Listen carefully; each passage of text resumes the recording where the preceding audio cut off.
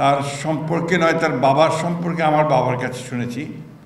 সব মিলিয়ে তিনি আমার কাছে অত্যন্ত একটা উঁচু জায়গায় অবস্থান করতেন, শ্রদ্ধার জায়গায় অবস্থান করতেন।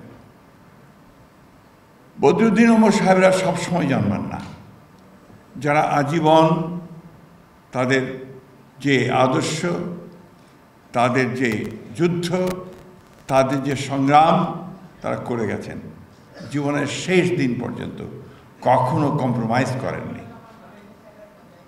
বদরুদ্দিন ওমর সাহেব আমাদের আজকের রাজনীতি যারা করছি আমরা অত্যন্ত ছোট বোধ করি তার কাছে, কারণ তিনি কখনো কম্প্রোমাইজ করেননি।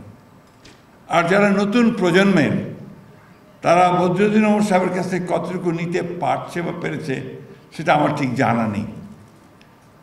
একটা কথা এখানে খুব জোরে সরে এসছে বদরুদ্দিন ওমর সাহেবের কথাগুলো থেকেই, যে সংগঠন সংগঠন সংগঠন।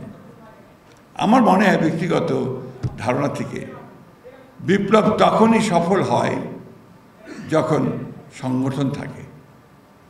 আজকে এই যে একটা হতাশা এসছে, এই হতাশার মূল কারণটা হচ্ছে যে সংগঠনের অভাব।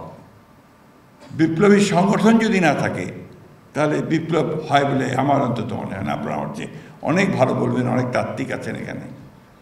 এটা হচ্ছে মূল কথাটা।